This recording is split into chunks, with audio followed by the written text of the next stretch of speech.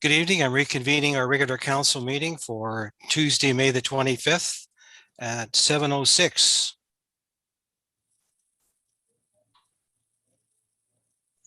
Go ahead. Sorry. There we go. And approval of the agenda, that the May 25th, 2021 regular council meeting agenda be adopted as presented. Moved. Second. All those in favor? Carried. Thank you. Adoption of the minutes, that the minutes of the regular council meeting held May the 10th, 2021 be adopted as presented. Moved. Second. Any errors or omissions? Hearing none. All those in favor? Opposed, if any? Carried. Thank you. That the record of a public hearing held May the 10th, 2021 be received. Moved and second. All those in favor? Carried. Thank you.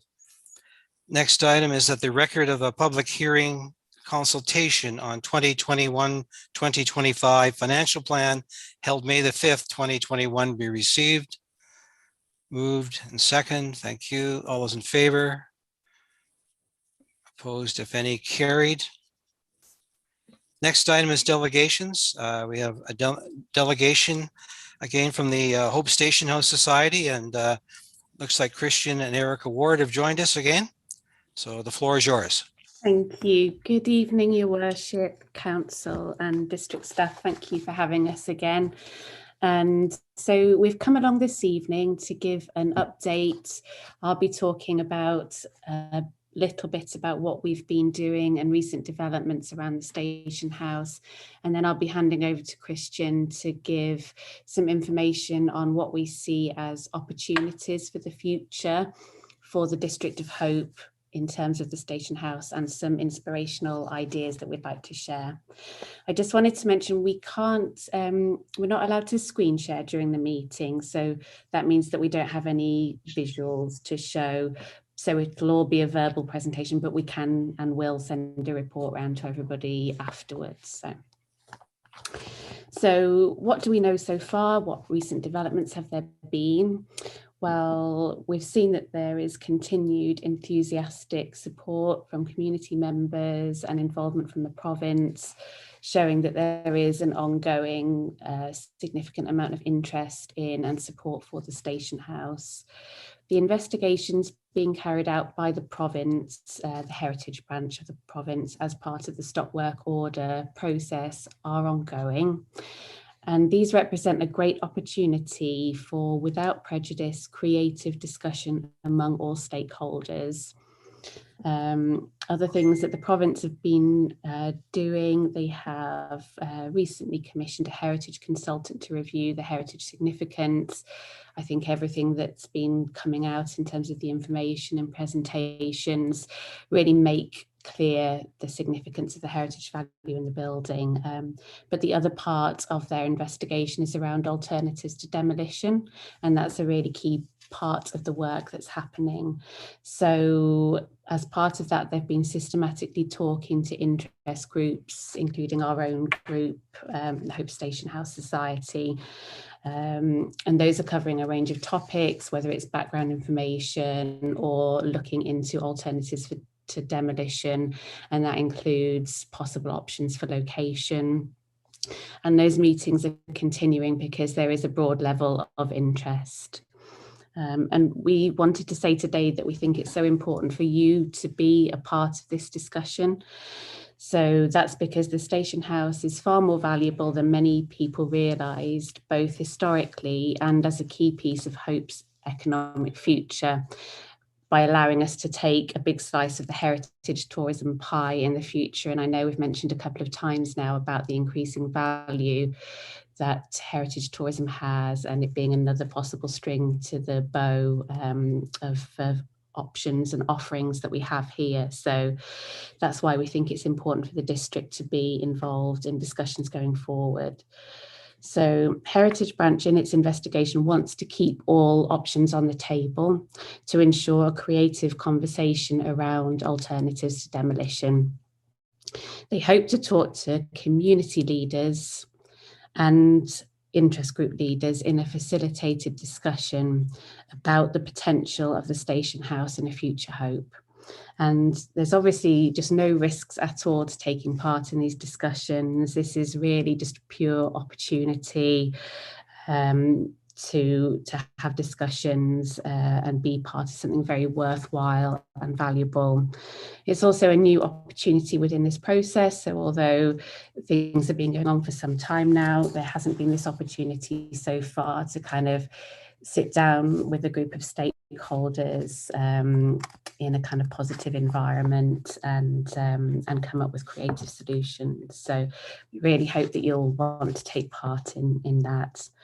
And we were thinking as well, slightly more widely, the process could potentially offer solutions to some of the issues raised through the public consultation on the facilities master plan. So we noticed the report from the consultation showed that the majority of people who answered the question weren't in favour of the co-location of the museum and info centre with the district hall, etc., at Memorial Park.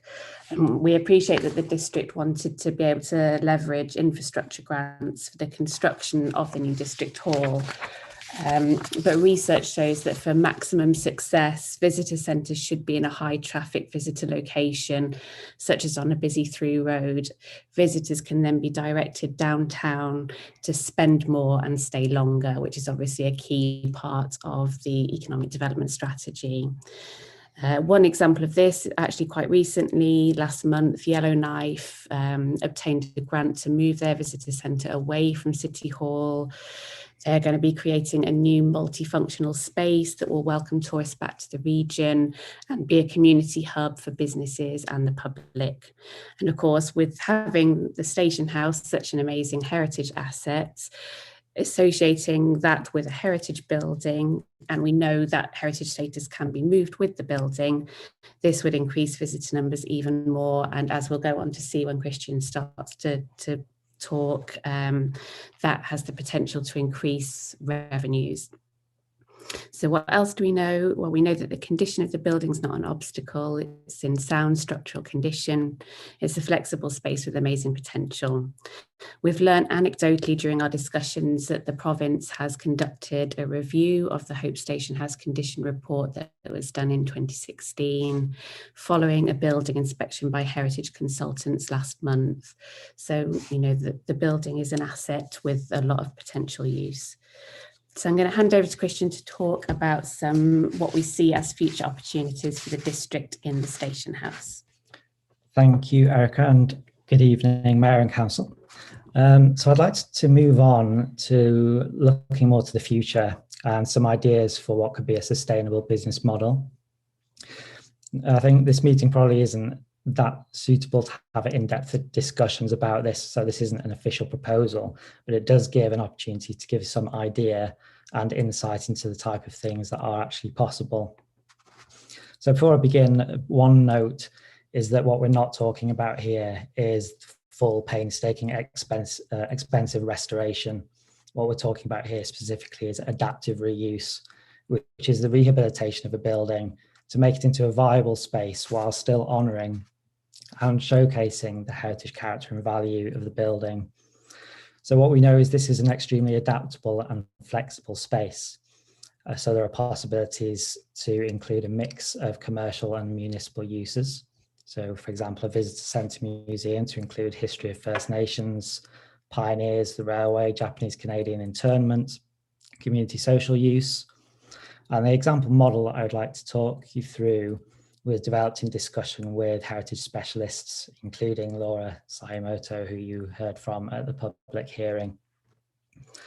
So the model really sees having two anchor tenants in the form of a visitor centre and museum on one side, with the possibility of using rollaway exhibit displays, which would have the benefit of freeing up space for evening use, as rented flex space for community groups, meeting space, health and wellness offerings, support groups, like many things. And then on the other side, one idea would be to have a restaurant. Interestingly, out of the 32 historic railway stations in BC that are currently in operation, the majority of them are either a museum, or they have some commercial space given over to a restaurant.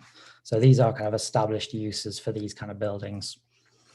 So what this would see is the first floor divided into 2 leasable spaces with a shared entrance space, which would be approximately 1,400 square feet per side, with a triple net lease rate of $17 per square foot, which nets just over $48,000 per year.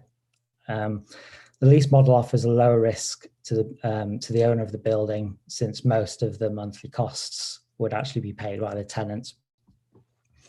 The first floor spaces would also be supplemented by a wraparound deck and additional sun solarium space at the rear, which again increases the rental potential and is also an attractive feature. So based on 2019 pre-COVID visitor centre numbers and data from local museum visitor donations, conservatively, we would estimate approximately $138,000 in annual donations from the museum visits alone. We would expect an increase in visitor numbers and therefore a higher revenue than this with such a distinctive heritage building, and also the additional valuable markets of railway enthusiasts and those with an interest in Japanese Canadian history. There'd also be some other income streams. There are some examples to run through here. So a gift shop offering local offerings from local artisans would see the museum owners taking a commission perhaps of 15%. That would net $1,800 a year. There's also an idea of renting out the outdoor space for use with food kiosks, for example, an ice cream kiosk, which would honour the milk train heritage to the station house. And in terms of revenue from that, 2 outdoor spaces at $300 a month, April to October, is $4,200 for the year. Also adding into the programme would be things like walking tours and other outdoor activities. An illustration, 240 people per month at $5 per person, April to October would be $8,400. And then we're left with second floor office space, well, that we think would be useful as office space, which is around 400 square feet of usable, leasable space, which would revenue $7,200 per year. As I mentioned earlier, the idea of using mobile exhibits in the museum would allow us to have flex event space, which would mean we can have community rentals after 6 p.m.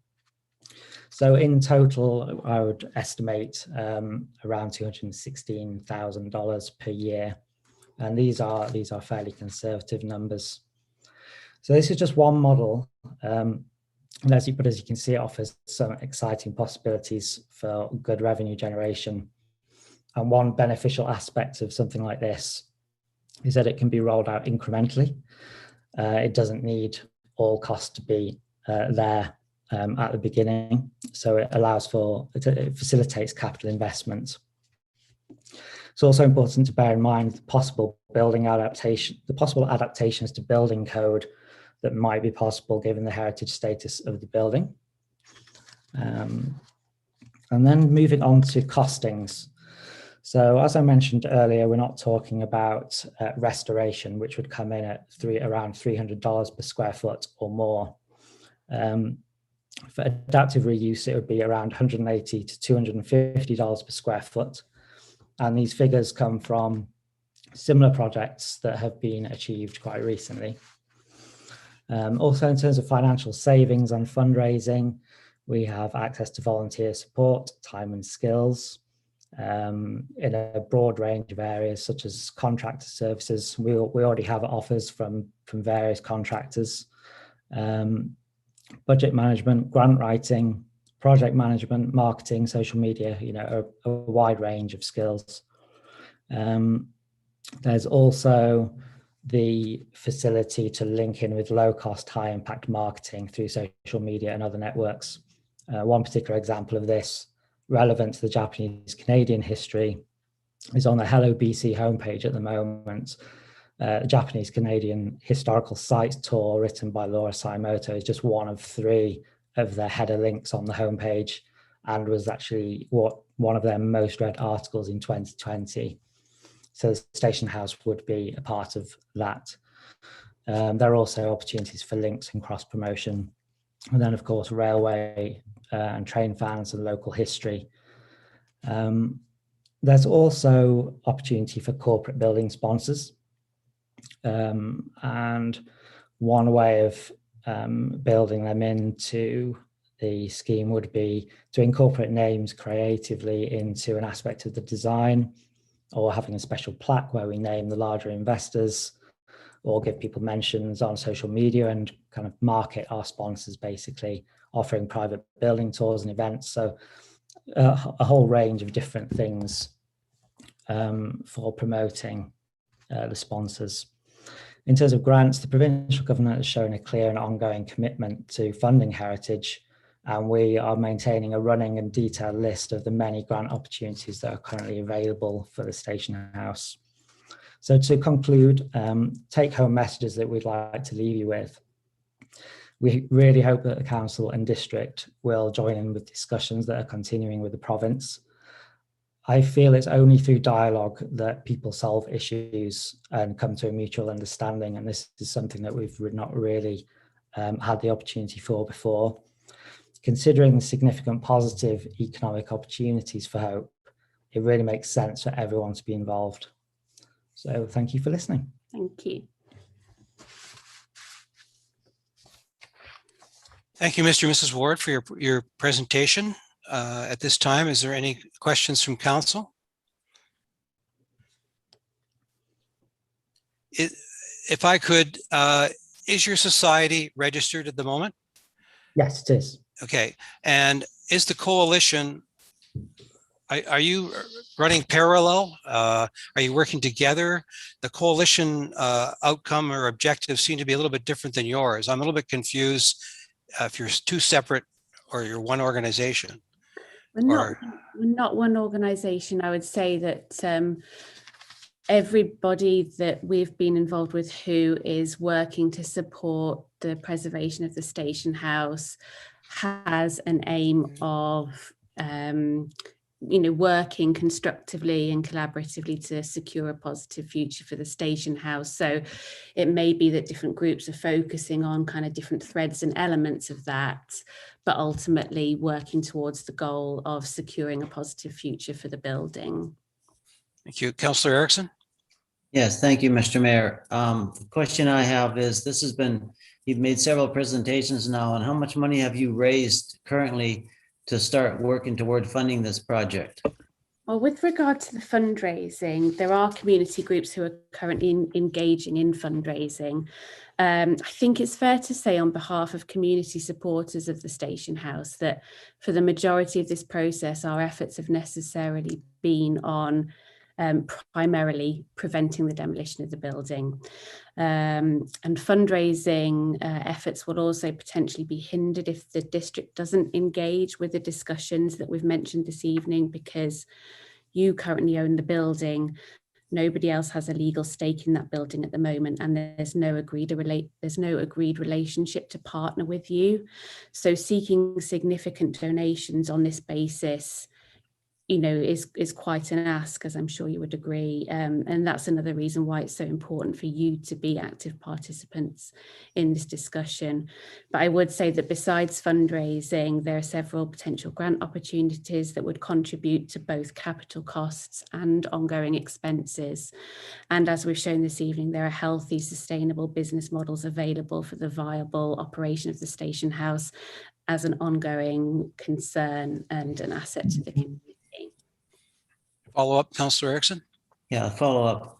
So if you're planning on doing something with the Station House and you've had months to do this, why haven't you been looking for a location and fundraising for it to show us that it's just been a lot of talk that I've been hearing. I haven't seen any action as far as moving forward.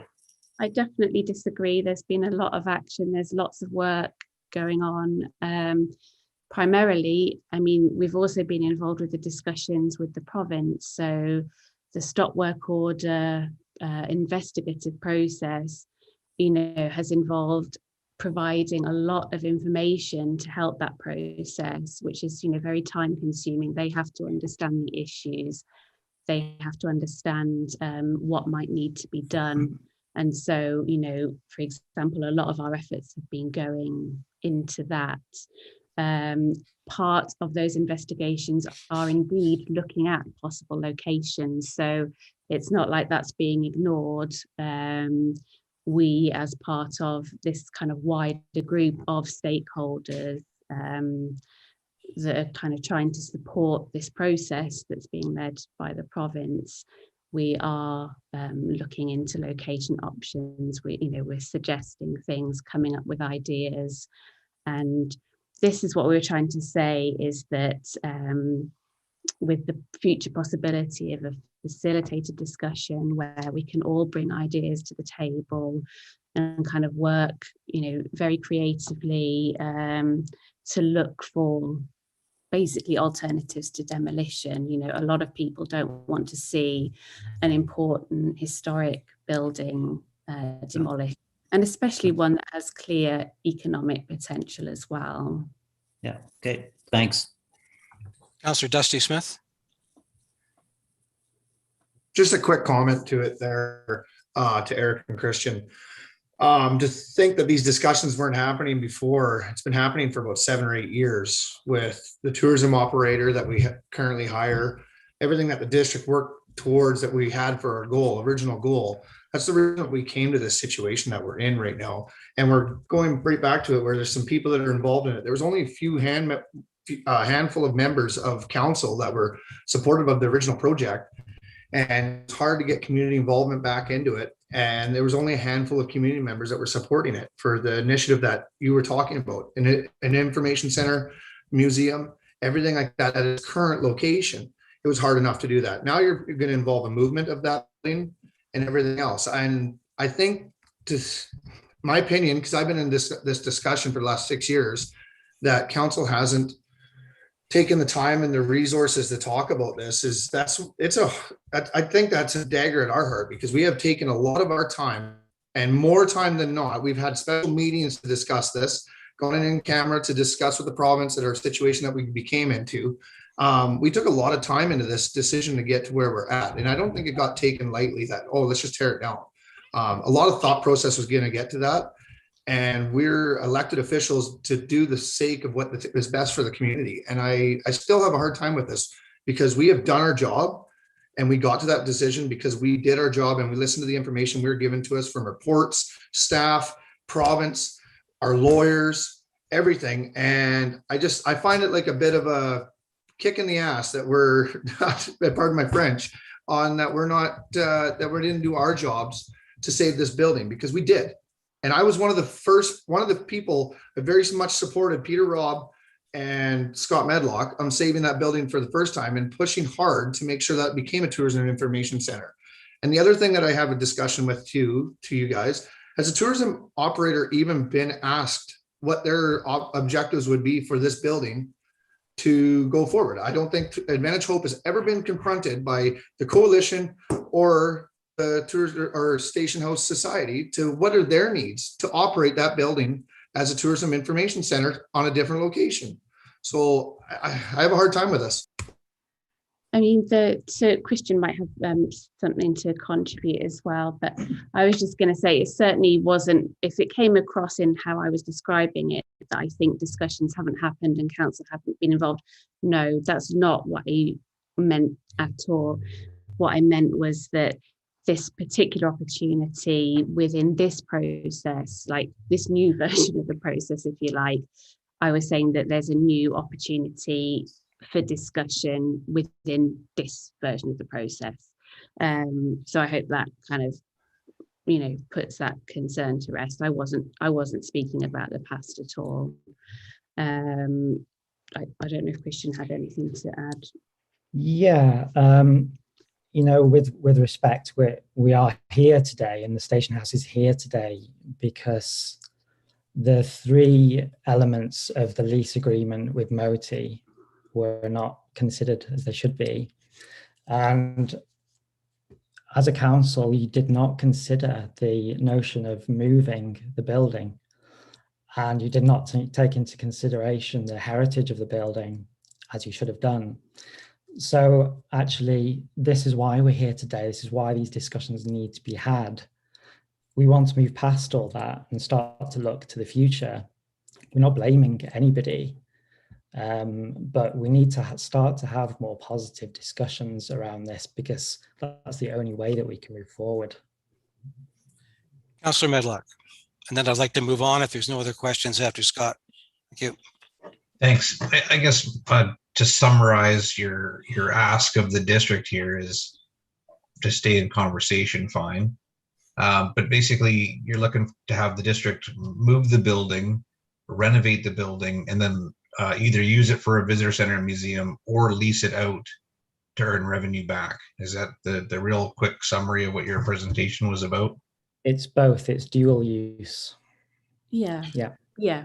Okay, And- so we were given reports that showed that that upper second floor space should not be used. I think even in the structural state that it is, we were told that the second floor, we should actually get rid of the stairway and not use that second floor whatsoever. So that would probably even further add to the costs of renovation that the last time we had estimated were close to $2 million. And that was prior to the lumber crisis and prices going up and things like that. So I just want you to understand the gravity of what you're asking council to do here is to find a location for it, move the building, renovate it, and still retain ownership of it, and then lease it out and hold on to that building as a asset and a liability to the district.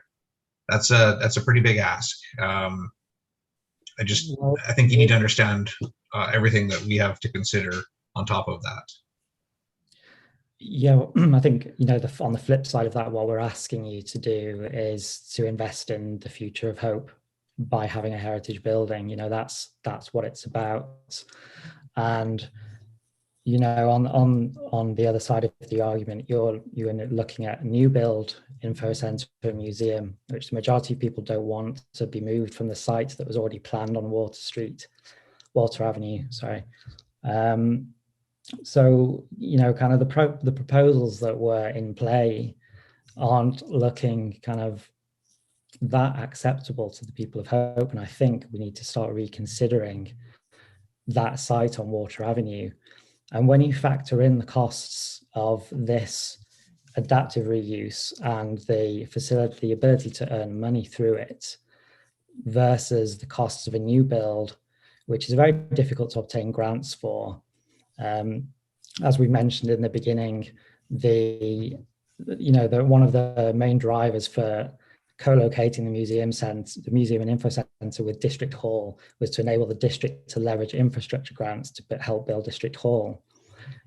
So, if people don't want to co-locate those things, then that, it's going to be very difficult for the district to leverage grants to build the museum and info centre.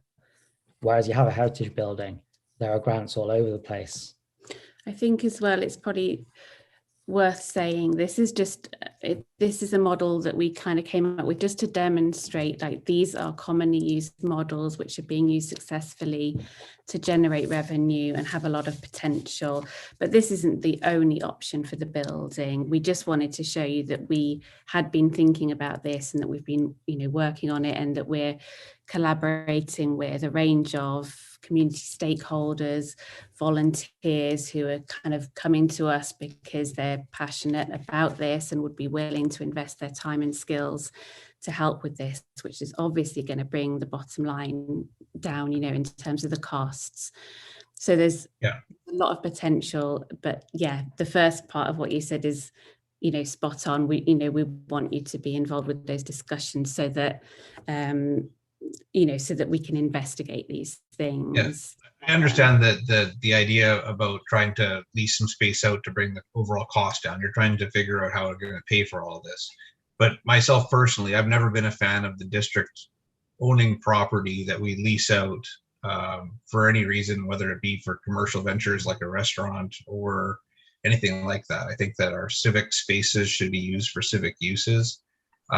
Even in the new plan that's been proposed there, I wasn't a fan of that. I still am not. So there's lots more to discuss here. I'm hoping that the province would give us some sort of comment on their heritage value of the building, because I think that would greatly affect decision. But it sounds like they're not willing to give us any sort of information until another process is followed here. But anyhow, thank you again for your time. Oh, that's okay. And that, I mean, that is underway. So I'm sure when that's complete that they will be sharing that as well. Yeah. All right. Thank you again. Good discussion. Thank you. you. Moving on to staff reports. Next item is from our Director of Operations about our sidewalk inspection policy. Mr. Dickin. Thank you, Mr. Mayor. In keeping with the strategic direction of council in 2015, all staff are actively looking at policies and seeking to update outdated policies that are in need of revision. So this one rose to the top of the pile for my department because current policy and current practice are not in alignment. Yeah. And so I've provided a bunch of information on objectives that we're looking to achieve through infrastructure maintenance. Safety, of course, being the number one objective for this particular subject.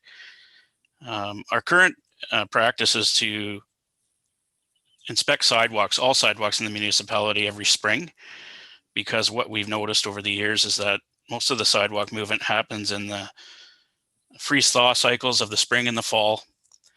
And the current policy calls for twice annual inspection of what are deemed to be Zone A sidewalks. We found that not to be workable for staff, just because by the time we get around to starting on the remedial repairs of the first inspection, it's time for the second inspection. And over the years, I think the timing of these two inspections and the subsequent maintenance weren't aligning. And so the second inspection, the practice of the second inspection just wasn't happening. So currently what we're doing is we're inspecting all sidewalks once a year. We're getting a list of repairs that are required, and we're hiring a contractor to remedy the most serious repairs, most serious sidewalk deficiencies. And over the last 2 to 3 years, we've been able to get the number of sidewalk deficiencies down to what I determine to be an acceptable level, both for public safety and for risk and liability to the municipality. So having gone through all the alternatives, I'm recommending to council that we amend the policy. And that amended policy, the draft is before you. And the amended policy would be that we inspect all sidewalks once annually, and we make the necessary repairs post-inspection. And so the change to the existing policy is that we would be removing the second inspection for Zone A sidewalks, which I think is reasonable, as previously stated, for public safety, as well as the ability for staff in the district to maintain a standard of maintenance that reduces liability and overall claims. I'm happy to answer any questions, Mr. Mayor.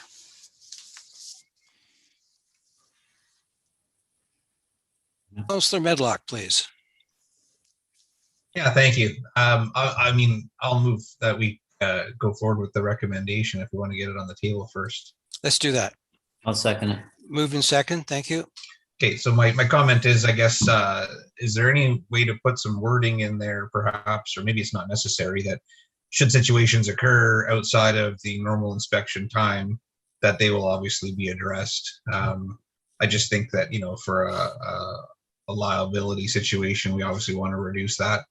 And that's the whole point of the inspections. But should a vehicle go up the curb and take out a chunk and that causes a trip hazard or something like that, I mean, those situations will be addressed as needed, I'm sure, right? Is that necessary to be put into this policy?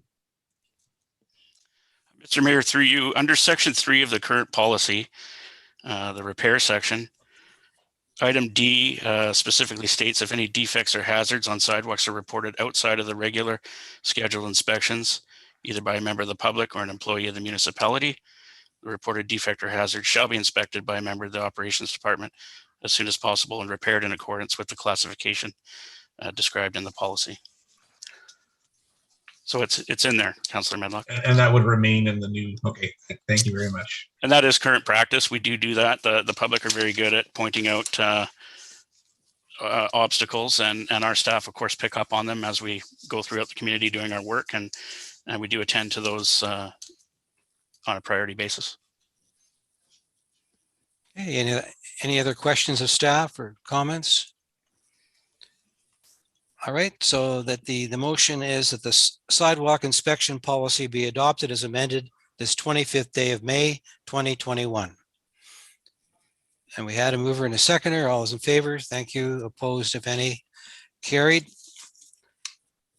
Next staff report is from our CAO regarding a community connectedness grant 2021 application. We also have Catherine Weeb joining us if you have any questions. John, are you speaking to this?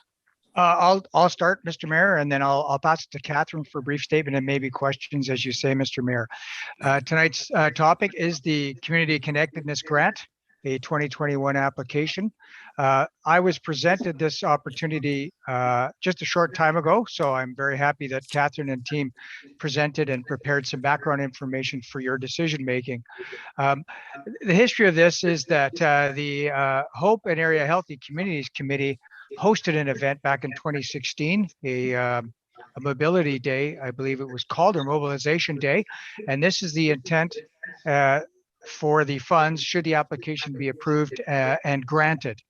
The HHC, the committee prior, funded the mobilization day themselves, but this time around, there is an opportunity via the Healthy Communities Society, the BC Healthy Communities Society. I provided the brief that Catherine and her team wrote. And again, the proposed budget is $5,000, 100% non-district money. The district's role, similar to some of these other public good grants that partner with Fraser Health and other stakeholder groups, really is to facilitate the grant. We have to apply. However, there would be no requirement for us to manage the funds and do any of that. We'll facilitate and report or pass the reports back, but we will not be doing any of the day-to-day work. That will be via Catherine and the committee. But I'd like to pass it on to Catherine if I might, Your Worship. Hi, Catherine, go ahead. Thank you, Mayor Rob and Council, for this opportunity to bring forward this grant application. I have been involved now with Healthy Communities for close to 13 years, and I believe we've had 3 or 4 mobilization day events over that time where we come together to look at the health indicators for the community, explore strategies that we might be able to collaborate together on various action to improve the health and well-being of the community. Some of the initiatives we've done in the past was Pathway Partners came out of Mobilization Day, and a subcommittee came together to look at the paths in Hope, and then of course applied for grant funding and did significant work around that. We've also done work around food insecurity. We've had a committee that looks at that, a variety of issues that are broader than any one organization, and it gives us an opportunity to really select key areas to focus on as a group of close to 30 various service provider agencies within the community, how we can come together and as I say, look for collective action that can have a bigger impact than what any of us can do in isolation on our own. So we've been very successful in the past, and hopefully we will be successful with our grant application and with our coming together to collaborate. I'm open to any questions around the grant. Councillor Erickson. Yeah, thank you, Mr. Mayor. So I'm wondering why the District of Hope is involved with applying for this grant. I think our staff is pretty busy, and I'm just wondering why the District of Hope is doing it and why not this other group? The grant agency requires that the municipality or First Nations community applies. First Nation treaty community apply. And to administer the funding. Yes, No? I think the goal of the agency providing the funding is they do want the district to be involved in looking at issues that affect the health and well-being of the community, which members of this committee of the council do. Mayor Rob attends Healthy Communities. Others have participated at various times, but it is the agency that's providing the funds recognizes that there's critical role of the district in looking at health issues within the community. So the District of Hope has to apply for the funding? Correct. We have to write the grant funding? We have already written the grant. It's a $5,000 grant, and we formed a little subcommittee from Healthy Communities. We wrote the grant. Yeah, I remember reading it. Submission is June 1st. So the grant is already written, but as I said, it does need to come from the district, and hence why we're bringing it to you folks for approval. And the district has to distribute the funding then? So they're involved with the distribute the funding? The funding would come to the district, and then it would serve as a channel to an agency. One of our agencies involved in Healthy Communities has done this in the past, where they will take the funds and administer them. Some of the items we're looking at funding through this is certainly promoting it in the community. We would like to have a facilitator for the day. If we are able to meet in person, it would include space and, a lunch and coffee. Our hope is that we have a year in which to spend the funds. We're hoping that through that year, we will get to the point where we can actually meet face to face to have a really robust discussion.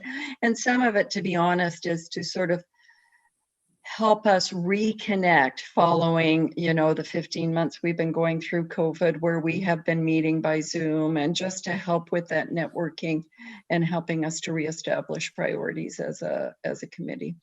So just to follow up, what group would be managing this funding? In the past, HATS has volunteered to do that for us, and we can put it out to Healthy Communities to see if they have indicated they would be willing to do it again. Certainly, there's nothing to be gained for them by doing it. So if another agency wants to do it, we'll make that a possibility. But they have done that for us in the past. Okay, thank you. Councillor Stewart. You're on mute, Heather, please. I was trying to be polite. I apologize. I have a question for Catherine, and then I have a follow-up question to the CAO, if that's okay. Go ahead. Okay. So I was wondering, the $500,000 grant for the Health of Hope, is that not something that would better support what you're trying to do with this meet and greet? Did you consider applying for that, or does that still exist? We will. It does, and there a good portion of that 500,000 is allocated on an annual basis. There are micro health grants up to 10,000, 50,000 in total, as well as one macro health grant here.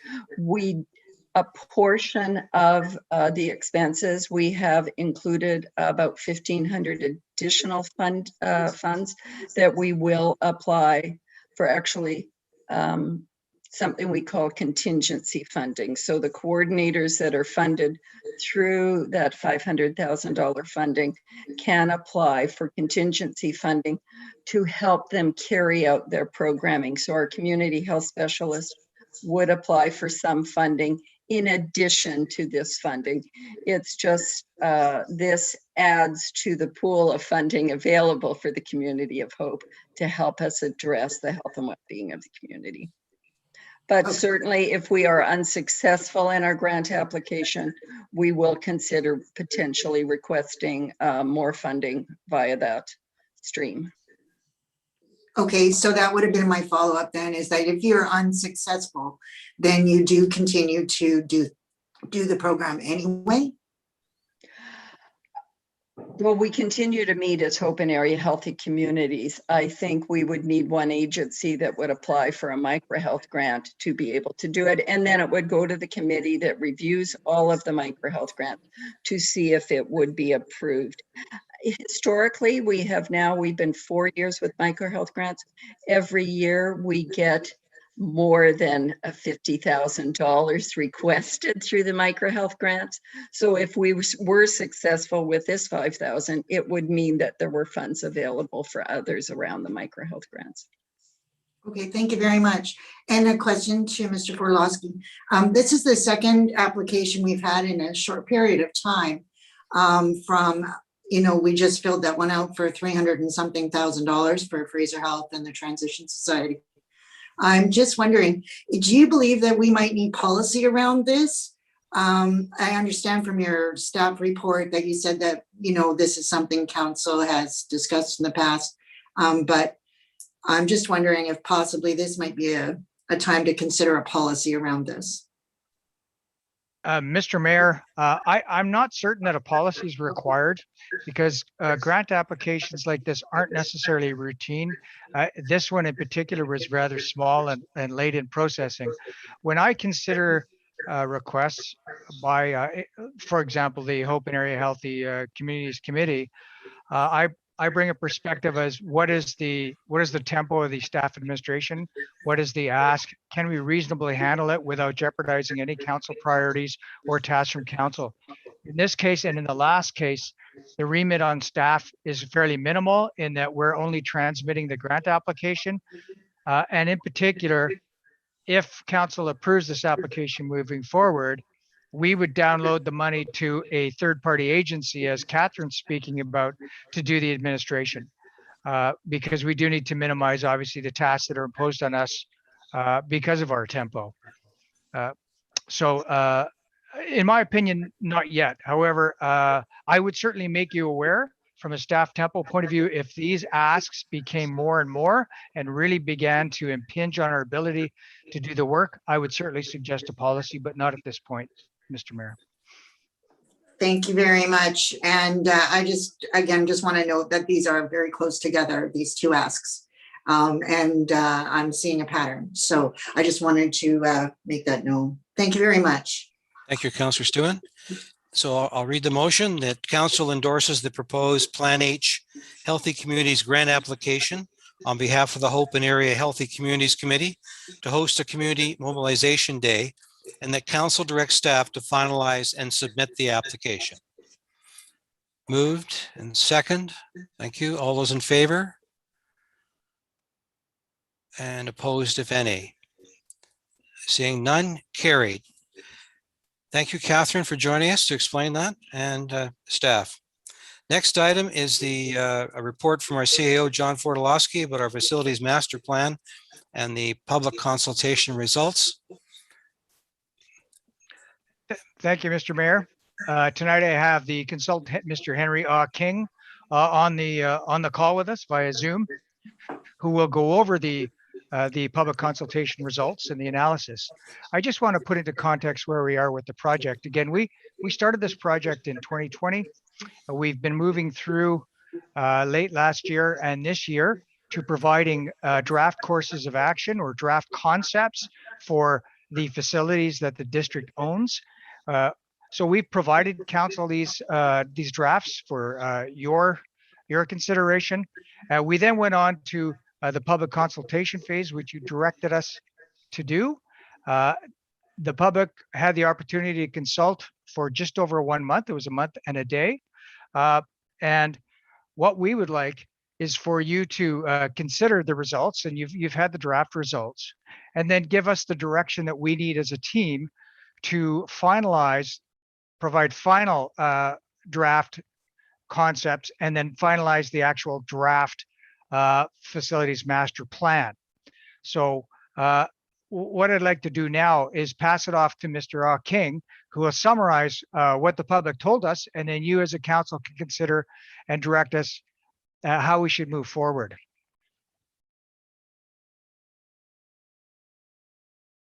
Thank you, John. Just a question is there is Tammy going to be walking us through the slides? Ah, Tom is. Okay, so this is the an overview which John covered better than what I've provided here. How we got here, you may recall an interim report I provided, I believe in February, which showed the facilities index, the buildings that are very in poor condition, very poor condition beyond useful life, which we thought we're gonna redevelop. So as John mentioned, so that was part of the information package that was included as part of this public consultation. It was a scheme of the district hall at Wallace Street, and also the scheme for the fire hall and search and rescue at Water, I'm going to get it wrong, Water Street. Next slide, please. Next slide.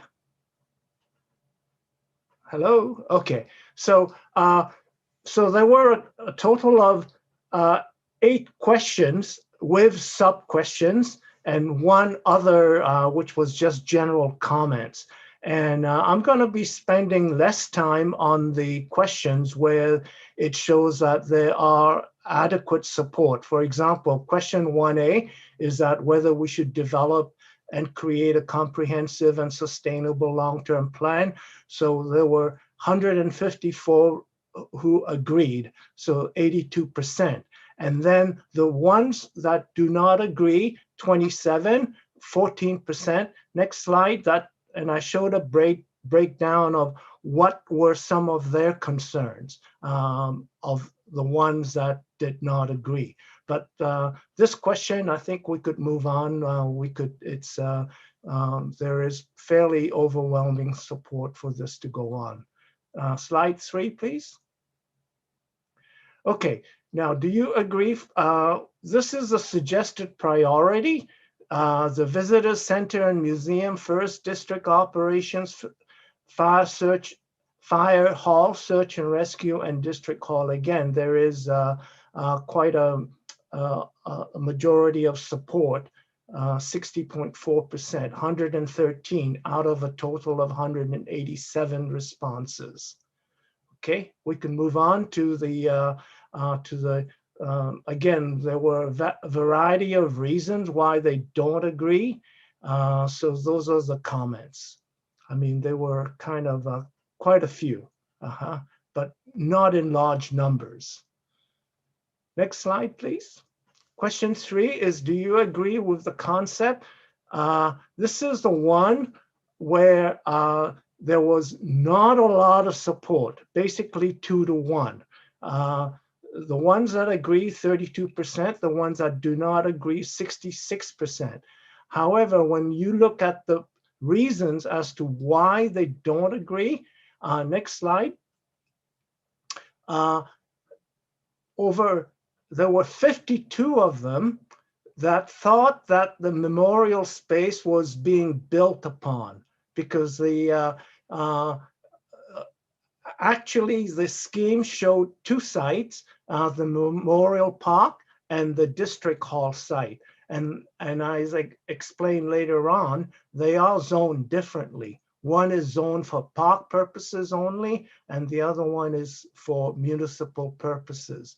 So if we were to take, if we were to take the 52 and said, okay, maybe they had assumed mistakenly that we were building on the park, and then the support, if we go back one, please. The support won't be 1 to 2. It may be, it probably be 2 to 1 in that if we assume that those who were objecting to the encroachment in the park disagreed with that as the main reason. Okay, next slide. This is again a sub question. Again, it asks that where should they go if not or should they remain at their current location? And these refer to the ones that, again, 46% agreed that it should remain at their current location, and about 39% not. Next slide, it showed the reasons. Again, they like the Water Avenue site. Some people like the 6th Avenue site. So it's kind of all over the place. So there's no strong preference for one particular site. Next slide. Okay, question 4A is that whether the district should work with Hope Search and Rescue to raise funds. Again, it's basically a no-brainer question. It's a 77% agreed, yes, we should work to raise funds. Next one. And again, those were the ones who said no, the reasons why they said no. Next slide. Question 5 is that, do you think to offset costs, the district should allow for further potential growth by including commercial retail space? This is a question where they're actually split. So if we look at the reasons, next slide, the ones that did not agree, again, it's like, yeah, there are adequate existing spaces, high vacancy rate, it will provide competition to existing business, but at least there are 12 of them who thought that the district should not be involved in leasing. And then again, there are 10 of them who thought that because we were building retail space, we were encroaching on the Memorial Park land. Next slide. Question 6 is, do you think that districts should consider other locations? Again, 40% said yes, but 54% said no, it should not consider other location. Those next slide. And if you answered yes, those who said they should consider other locations, again, some of their suggestions, again, it's all over the place. Industrial lands in outskirt of town, Emil Anderson site, the old C.E. Barry Middle School site, Station House, and so on. So again, it's a bit varied. Question 7. So do you generally agree with the presented concept for the new district hall? Again, there's not a lot of support for this. There were 39% support against versus 55% who do not agree with the concept for the district hall. And here are the reasons.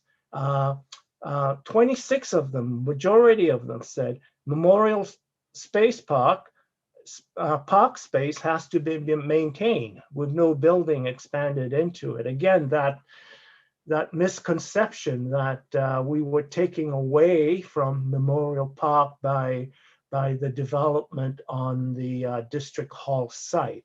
And then there are others who think that a new district hall is not required, not in character with a small town, and so on. Again, if we were to look at the 26 and said, no, we're not building on Memorial Park, it may change that the question asked, the previous question asked, whether they support the scheme as built on the district hall site. Okay, next slide. Question 8 is, again, this one is one that they agree, is that the concept of the new centralized fire hall and rescue building, again, almost 2 to 1, 63% agreeing and 31% not agreeing. And then there was next question, next slide. So again, the reasons why they're not agreeing. Again, it's too costly, it's not required, could be renovated, and so on. Yeah. So next slide. It's just other comments. Again, what are some of the comments? So again, majority 24, they are generally supportive. And again, the 19 that the development should not encroach on Memorial Park. Again, if we were to look at those 19 and said, okay, maybe they should go into supportive category if they find out that we're not actually building on Memorial Park. And then other comments such as other priorities. Potholes seems to be brought up quite a few times. So more information required, station house to be preserved, and then some more comments. Next slide. Okay, facilities are adequate and so on. And then there were a lot of comments that were not provided or not relevant to the question. Okay, next slide is, so this is a summary of finding. So that shows basically the result. For example, question 1A is 82.4% versus 14.4%. These are the result that showed there was support for the questions asked. Question 1A, question 2A, the order of development. Question 3C, that they should remain at their current location. Again, this is a sub-question. Question 4A, to work with search and rescue to raise funds. And then question 8A is the centralized location for fire hall and search and rescue. And again, there's almost equal support for question 5A, that's about the retail space in the new district hall. Next slide. So these are the questions where there's less support. Question 3A, the visitor center museum to be co-located with the district hall, 32.1% versus 66.3%. So the further provided also further analysis of the reasons for disagreeing was the encroachment in Memorial Park. Again, I truly believe that this was a misconception on their part. And secondly, that the visitor museum, art gallery and programming perhaps should be part of the district hall, and the other reasons not given. Questions 6A, sorry, we stay with that slide, please. Back one. Consideration of non-district owned facilities. How would I put that? 54% agreed. So there's less, there's not less support than for looking at non-district owned facilities. And question 7A, the proposed concept for the new district hall, again, 39% versus 55%. Again, primarily because of that misconception of building in Memorial Park. Okay, so this is what we're here for, is to obtain directions from you. Next slide, please. Okay, sorry. Before we do that, just in terms of mentions in all the comments. I mean, you know, it's not just 87. So they were whether in the sub questions and so on.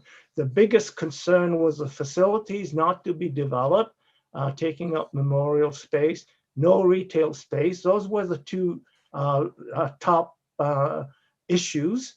Other priorities in the district and so on. These are the lesser issues. Okay, next slide. Okay, so yes, now we're here for options for the next steps. Where do we go from here? I really think that we need clarification of that the proposed scheme for the redevelopment of District Hall is only permissible on the existing 325 Wallace Street lot, which is zone P2. Retail space would have to be for municipal purposes. It's not leasing out to coffee shops or restaurants. It's like if it's leased out, it's got to serve a municipal purpose, and may include spaces, i.e. Sales area for the museum and art gallery, which is somewhat commercial, offices for nonprofit community service providers, and like even perhaps arts programming could be part of that space.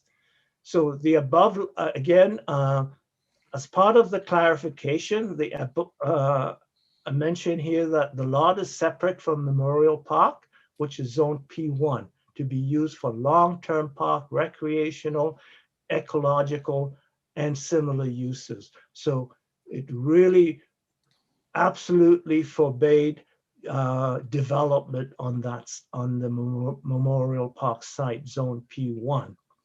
So perhaps this is just a suggestion for discussion.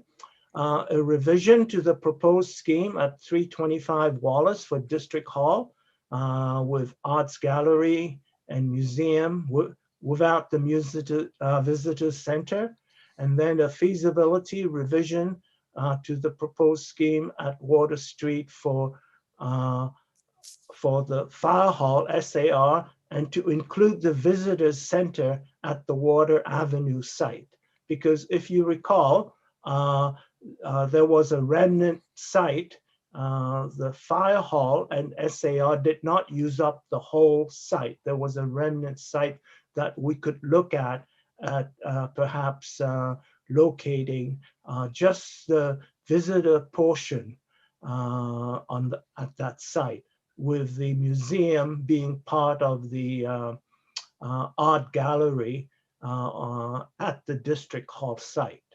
So that concludes my presentation. I'd be happy to take any questions.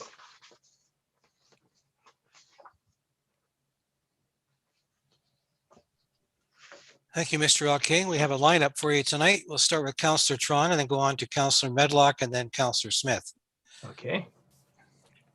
Thank you very much for your presentation. That was really informative. I just want to ask, I guess it'd be John or sorry, the CAO or the mayor. Has anybody been in contact with Advantage Hope and seen what they thought about the location at 325 and 3rd Avenue for the Business Information Center? Mr. Mayor, if I can, Advantage Hope was consulted heavily, and throughout the process, their preference is for the proposed City Hall location downtown. That is their preferred concept. Okay, thank you very much. Councillor Medlock. Thank you. It's tough, just mixed results there. I mean, the way I summarized the results when I was going through it is that 82% support the idea of having a plan, but the majority wants to see the visitor center remain where it is, not be included in town hall, or not acquire any new land to house it. So it makes it a very difficult decision.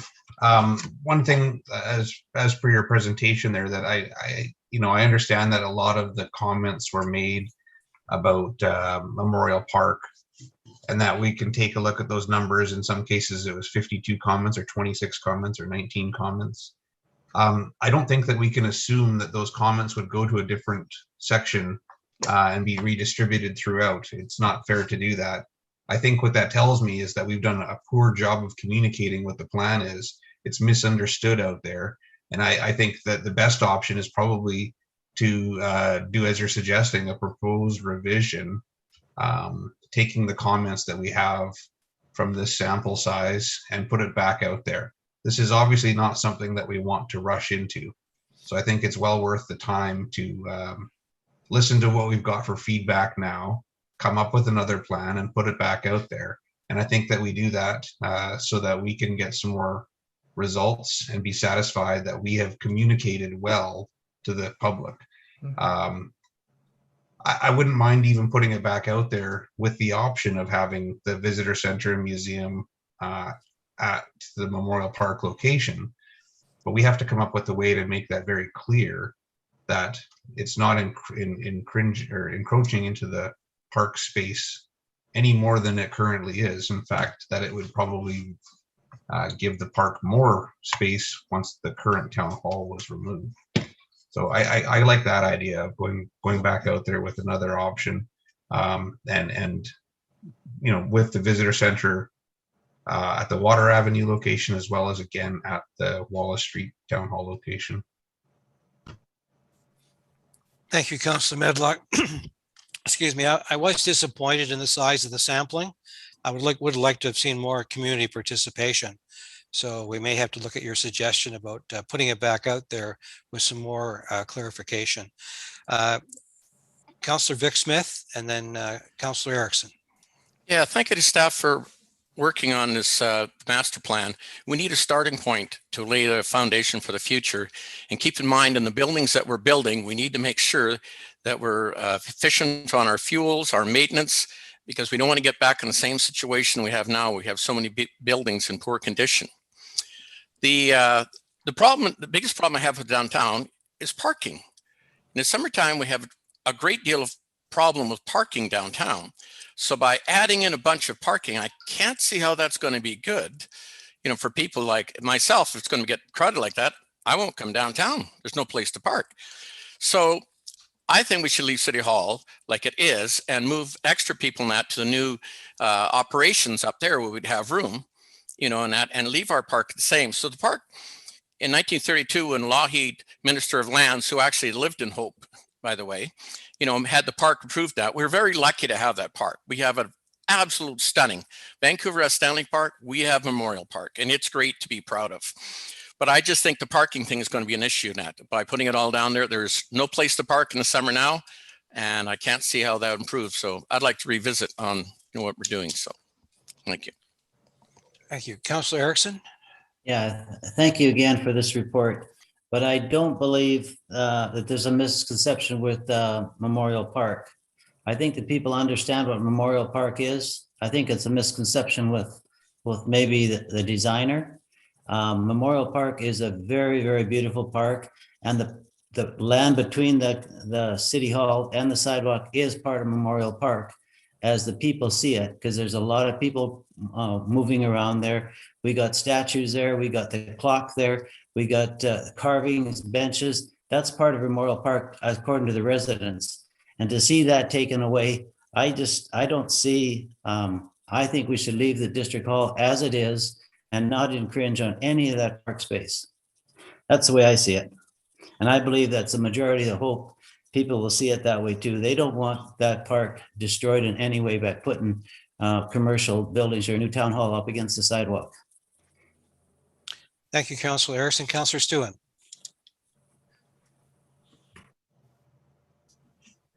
I'm just wondering how many people that wanted the info center to stay on Water Avenue were proponents of move the station house there.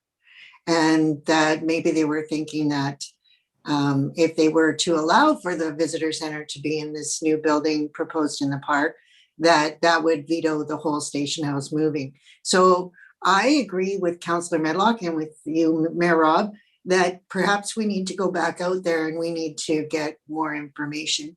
I also have a concern about the info center being on Water Avenue with the fire station and SARS and emergency vehicles having to come in and out of there with tourists standing possibly in the way. And to me, I just see red flags with the need for emergency vehicles to get where they're going quickly. So I'd like to see this one more time. I'd like to hear from the public as well. Councillor Medlock. You know, I think if we were not in a pandemic and we were able to have open houses with more information, we would certainly see more people than the survey brought out come out and be a part of a presentation and ask for questions. We have to continue moving on here. I understand. I just wish there was a way we could do it that was more meaningful, more engaging to the community. And like I say, this is a pretty major decision and a planning stage that we do need to take on. And maybe it is best to wait a bit if we're not getting the response that we think we need, so that we have enough information to make an informed decision on what the community thinks is best. Although we are representatives of that community and we do need to make decisions on our own, this is a pretty big one. If council is interested in that, according to the new rules that come out today, we could do better public engagement in the fall, in September, after September the 7th. So if this is something council would like to do, I would entertain a motion to that effect and give the staff that direction that you are interested in putting this off until the fall and getting more public engagement.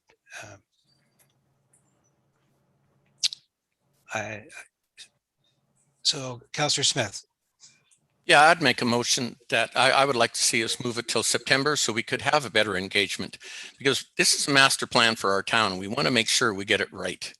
This is probably one of the biggest decisions we're making here. So could I make a motion then to move it till September on the agenda? I have a second by Councillor Erickson. And before I call the question, I'd like to thank staff for their work on this, and Mr. King. Mr. Fortolowski, you want to speak to this? I do, Mr. Mayor, but why don't you finish with that resolution? And then I have a suggestion for some concurrent activity. Okay, let's, Ms. Bellingham. Just a point of clarity, is the mover seconder said to bring it back in September for an agenda item, or is it for public consultation to commence?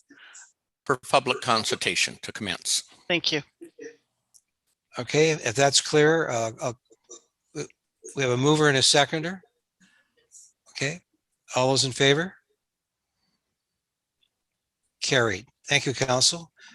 Mr. Fortolowski.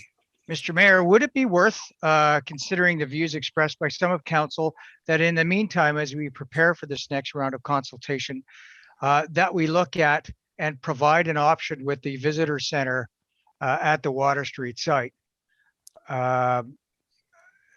If not, we'll leave it as is and we'll prepare some new consultative materials, but it may add value to the next consultation if there is a concept where at Water Ave, the visitor center would appear instead of at City Hall, if that's the way the majority of council sees it. To split up the visitor center to be stand alone, have the art gallery and the museum at District Hall? Potentially, yes, because you've got the remnant not being very large.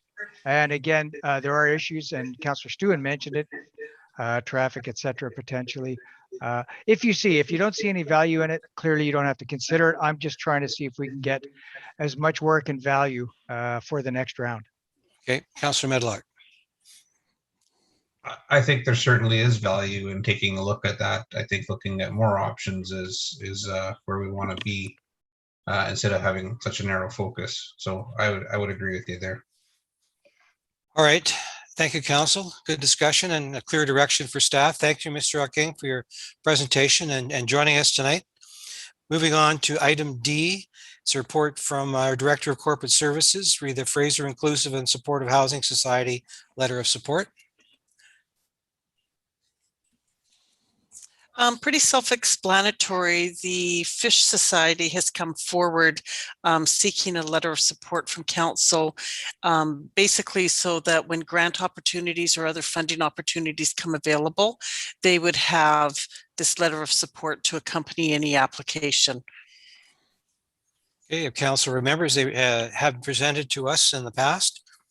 The motion reads that council issue a letter of support for the Fraser Inclusive and Supportive Housing Society initiative to provide safe, affordable housing and hope for those with cognitive disabilities, and further that council authorize the use of the letter to accompany any fund grant applications in relations to their project. Moved in second. Thank you. All those in favor? Opposed, if any, carried. Thank you, council. Next item is there's no committee reports. Moving on to mayor and council reports. Tonight, I'd like to to start with council reports, and let's start with Councillor Dusty Smith, if we could, please. Yeah, mine will be short and sweet. I don't have anything to report. All right. It's always good to hear from you, though, just the same. Next would be, if I get rid of my list already. There we are. Councillor Stewin, please.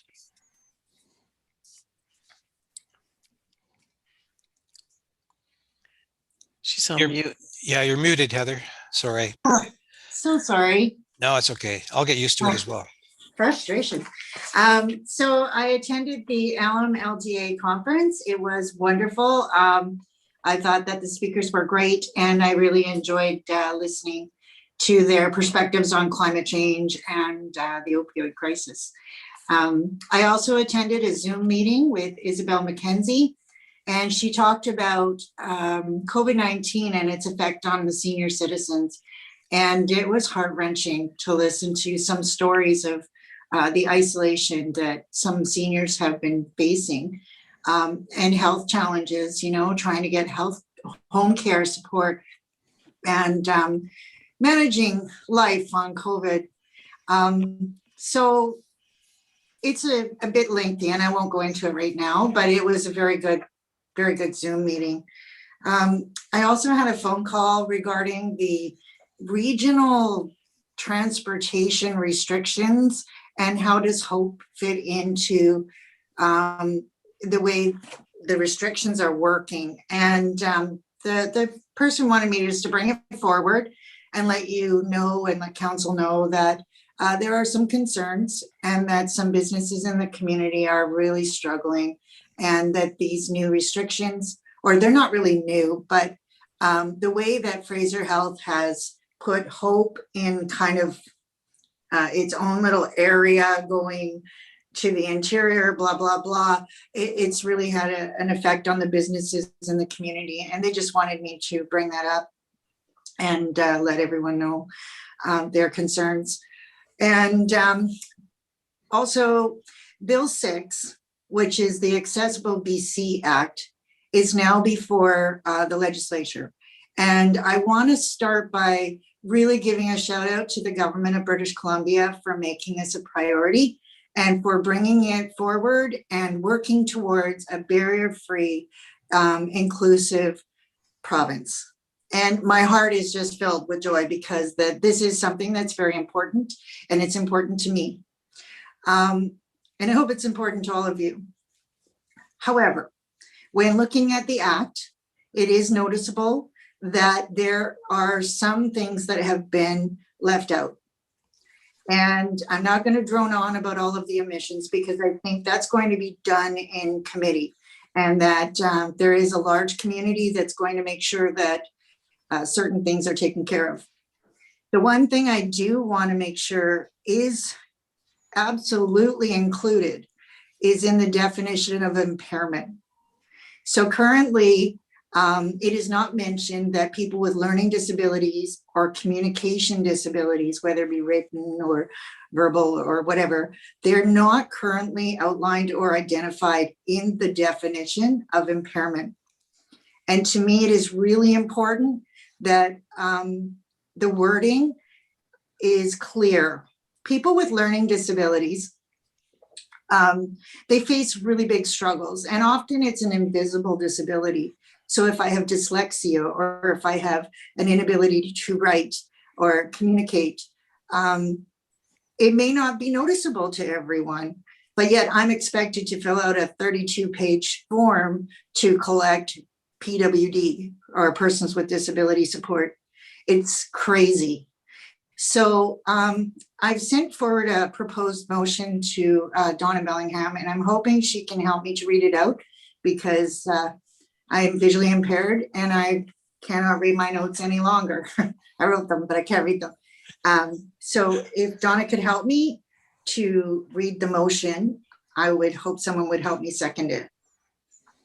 The proposed motion is that Council of the District of Hope write a letter to the Minister of Social Development and Poverty Reduction requesting that the definition of impairment in the Act be amended to include learning and communication so that this definition aligns with the Accessible Canada Act. That the letter be sent to MLA Jackie Taggart, MLA Stephanie Cadieux, opposition critic to the Minister of Social Development and Poverty Reduction. Thank you. Okay, it's, we have a seconder, Councillor Dusty Smith. Okay, Does anyone have any questions? good job, Councillor Stewart. I'll call a question. All those in favor?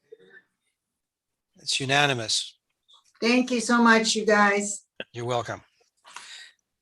Is that the end of your report, Councillor Stewart? It is. Thank you so much, Mayor Rob. You're welcome. Councillor Erickson, please. Thank you, Mayor Rob. Okay, I'm just wondering, I had actually several people phone me regarding the businesses in Hope and how well they're doing. One guy called me today and he said that his business is down 30% over the summer because of the travel restrictions that have been put on. And then I also had another person say that in the next 2 to 3 weeks, if it doesn't turn around, they're going to be moving out of Hope with their business. So I'm wondering what he was wondering what the district could be doing or what we could be doing to try and promote the businesses in Hope. He says he hasn't heard anything from the new economic development person that's been in Hope or Advantage Hope, and is wondering if Advantage Hope could come and put a presentation on at the district or come on Zoom and put a presentation on so he can see what's going on. Then he also mentioned, and I've been wondering about this too, why the Fraser Health has redesignated Hope to be more to the interior. And so Hope is really not even connected with the lower Fraser Valley now. So he said tourism is really down in Hope compared to what it usually is. And I'm just wondering what we could do to say, why don't we keep it in Fraser Health because of the travel restrictions? So there was a real questions that I couldn't answer. And I didn't know, so I said I'd bring it to council this evening and see what answers we can get or what we can do to help promote. I would really like to see Advantage Hope come and put on a presentation of what they were doing, especially the economic development person, what she's doing, and trying to benefit these poor businesses that are really suffering during the time when they should be doing so well. So, Councillor Erickson, maybe I would turn this over to Councillor Victor Smith for a moment, because there is a campaign underway right now, a joint campaign with Advantage Hope and the Chamber of Commerce promoting local businesses and how we should support them. Would you be prepared to talk a bit about that now, Councillor Smith? Yes, thank you, Mayor Rob. Yeah, so today actually we had people come in with receipts and that to enter. I think it was over $4,000 in money was spent in town. People are entering the contest and that. A lot of business have donated to it, and it is promote the Advantage Hope and the Chamber are together on this to promote the town and that, to get people spending locally. And I think it's working, because I believe on Saturday they had something like $6,000 in people with receipts that all spent locally in that. So, and I feel the little turnaround now, especially today, Mayor Rob, you've probably seen two of the restaurants and that. Yes. Definitely a lot of people posting out there feeling a lot better, about getting started. And also the economic development, we went around last week, met some of the businesses. We got a careful social distancing, promoting the thing. I went around with her and we met some people. So I think they are moving forward. They are doing a good job right now. So I'll leave it at that. Good. Thanks. Okay. Thank you. And That's all my report. okay, thank you, Councillor Erickson. Councillor Medlock, please. Thank you. I was going to report a little bit about what Advantage Hope is doing as well. I know this time of year is usually boom time for local businesses, and there's not much that we can do during a provincial-wide travel ban. But Advantage Hope is doing a great job along with the Chamber of Commerce. They've got the whole Support Local campaign going on. It's blasted out through social media. It's being made well aware of. They're upcoming. There's the sessions with GoToHR for business supports. So they've got some sessions starting at the beginning of June here. And that's there to support local businesses as well and help them through this difficult time. yeah, so I know that, like number of buses and number of visitors coming through the community, of course, is way down. But the good news is our MRDT tax revenue, the hotel tax revenue, is way up from where we expected it to be. We'll see as the next month's numbers come in what the travel ban did to affect our numbers.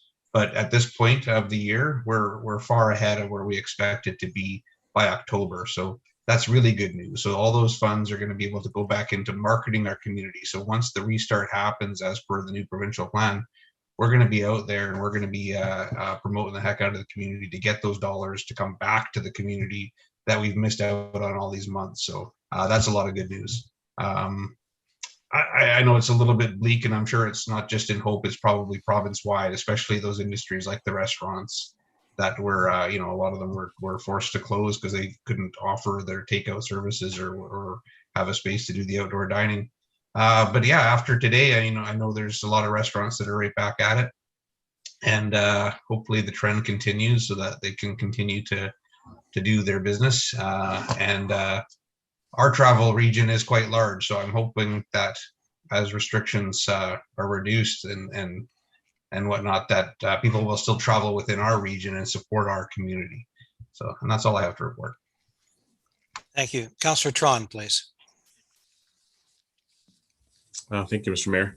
Just a quick update. I'll be attending the Hope and District Arts Council meeting tomorrow night, but just to give you guys an update, they got their new pad poured between the two buildings. I stopped by to look at it and it looks great. They're very appreciative of all the help. And they're still working towards finishing the project. So it's not quite done yet, but to date, it looks great. On May the 12th, I attended the Chamber of Commerce meeting, and just to give you a couple updates. On this Friday, May the 28th, will be our first farmers market at 3rd and Wallace Street in Hope. Just to let everybody know, there'll be additional parking at the Harvest Church, and the market will operate from 9 a.m. to 2 p.m. And also to remind community members, on June the 12th will be Hope's Trash to Treasures as well. So a little bit of time to prepare for that, but yeah, that's all I have to report. Thank you. Best for last tonight, Councillor Smith. Thanks. Thank you, Mayor Rob. Just a reminder to people about the property tax notices coming out with the homeowners grant. The application is centralized by the province. So take their municipalities are no longer accepting the grant applications. So please check the Hope Standard District website. We're trying to help everybody get it right, but don't be in the panic mode at the end. So please check this out ahead of time. We don't want anybody disappointed. Also, I have a question for Mr. Fortalowski. If we have any progress report on the Lakeway Market. It seemed to have stalled with the contractor. It's kind of an eyesore for the people in the neighborhood. Do we have anything on this, Mr. Fortalowski? Mr. Mayor, the property owners are moving to get the building permits to renovate the residence. So there is some preparatory work, and it seems to have stalled from a public perspective, but they are in contact with us now to get development permit underway. Okay, thank you. And also, so Communities in Bloom, the planters in Wallace Street are in, the district has done the banners, they've hung the baskets. So it's a sure sign that summer's is coming up here for us. And Communities in Bloom and our partners on the Trash to Treasure, June 12th. Remember, it's the weekend after grad. So start early with your new grad, drive around town, get their starter kit. And remember, when they leave home, it never comes back. So attended the final budget too, and we went through. I'm very proud of the work that was done here by Dale and his team towards the budget this year. It gave a lot of great options in that for mayor and council to work with. I'm very proud of that. The LGLA conference, went to attend that, like Heather said, Councillor Stewin. It was the climate, but also the improving on our business for efficiency and energies, and be prepared, they said, they figured the government is going to come down to municipalities and force us into improving our energy efficiency on our buildings. Also, if you haven't seen it, there's 101 Things to Do in Hope. Black Press has put it out. It's an excellent book out there. Rediscover our town and area. It's a great thing for promoting our area, but there's lots of things in there we always forgot about, and we live here. So just remember, get a copy. Thank you. Excuse me. Thank you. Thank you, Councillor Smith. On to my mayor's report for tonight. As council moves through with the difficult decisions regarding the future of the station house, I believe some added clarity is required. You are all aware that this is a lingering and controversial issue that has taken some 40 years to get to this situation. Previous councils have attempted to remedy the issues with no success. This community needs council to take decisions to finally resolve this long-standing situation. Present council does not take our considerations to repeal the heritage protection for the station house lightly. It is part of the process mandated by our agreement with the province regarding the station house. We realize that no matter what decisions regarding the station house are finally rendered, there will be unhappy people. This is the unfortunate burden of elected leadership. I offer the following points below to make clear the situation. Number one, there continues to be debate as whether Heritage Bylaw number 633, 1982 protection actually should apply to the station house at its present site. There are differing opinions, especially since it was moved in 1985.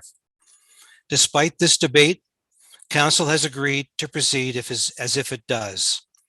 This decision to apply Bylaw 633 stems from both an agreement with the provincial ombudsperson after a complaint was received, and out of an abundance of caution to avoid any lingering questions as council moves through the decision-making process.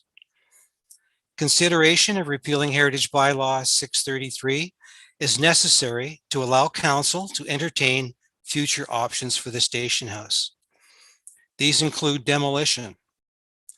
They include allowing to a third party to take control of the building and move it out of district boundaries. Make it more attractive to any First Nations wanting to either accept it on site or move it to First Nations land. The province has made it a clear term of a contract binding the district to have it removed. Therefore, there is no option whereby the district can retain control of the building and leave it as at its current location. The district does not anticipate any future municipal use for the building, nor possess land suitable for its relocation, which will not interfere with future infrastructure plans and requirements. The current tourism and museum operator has made it clear that they now have no interest in the building and feel it could not be renovated in a cost-effective and functionally effective way. They prefer the current draft facilities master plan options. The prior district initiative with the province would have seen the notable liabilities and shortcomings of the station house being unacceptable only because the district would have had ownership of the Premier Gateway property into the downtown area. There is the possibility that if the district receives a timely, feasible proposal by a third party to take control of the building and move it to another site within the municipal boundaries at its expense, then new heritage designation bylaw could then be enacted to protect the building at its new site and in line with the current provincial heritage legislation. The third party would therefore be completely responsible for the station house's future on a privately owned site. Should the building move to a new location outside of the municipal boundaries, then a new heritage designation bylaw would not be required from the District of Hope Council. I hope that clears up some of the information that's not getting out there. Next item, permits and bylaws.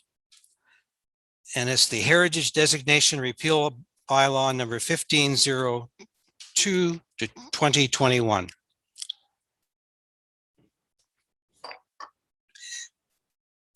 The motion reads that the District of Hope Heritage Designation Repeal Bylaw number 1502, 2021 be given third reading this 25th day of May, 2021. Moved and second. Is there any further discussion at this time? Councillor Medlock. Yeah, this is another one of those decisions, as I think a few of us have mentioned tonight alone, that we don't take lightly. The process of repealing this bylaw is something that must take place in order for us to move forward with our options on the building. I feel like myself that this bylaw should have probably been repealed back in the 80s when the building was moved to its current site. And if it wasn't done then, it certainly should have been repealed prior to any of the work that took place in that building to renovate it and turn it into a restaurant and tea house and all those sort of things. And, you know, different parts of the structure added and changed. So we have it on the advice of the ombudsperson, as well as other members in the province to repeal this bylaw. So for that reason, I'm going to continue to support the repeal of the bylaw. We did hear from a delegation earlier today about the district. Their main ask, I guess, was for the district to maintain engaged in the conversation. My ears are still open. I'm still willing to talk and to hear about this. This bylaw itself, as it stands right now, is just something that needs to take place in order to move forward. So that is why I continue to support this right now. Thank you, Councillor Medlock. Anyone else want to weigh in? Otherwise, I will call the question. All those in favor? Opposed, if any? Carried. It's unanimous. Thank you, Council, for this next step. For information correspondence, for information correspondence, list dated May 25th, 2021 be received. Moved and second. All those in favor? Carried. Thank you. Question period due to the COVID-19 pandemic. Council meetings are closed to public. However, the public can email questions and or comments to the Director of Corporate Services at dbellingham@hope.ca. Our next regular council meeting is Monday, June the 14th at 7 p.m. Resolution to return to closed meeting, that the meeting be closed to the public to consider matters pursuant to the Community Charter Section 91C, Labor Relations or other employee relations, succession planning. Section 91E, acquisition or disposition of land, BC Housing.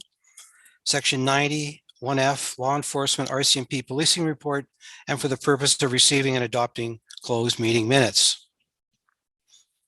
Moved. Thank you. Second. All those in favor? Carried.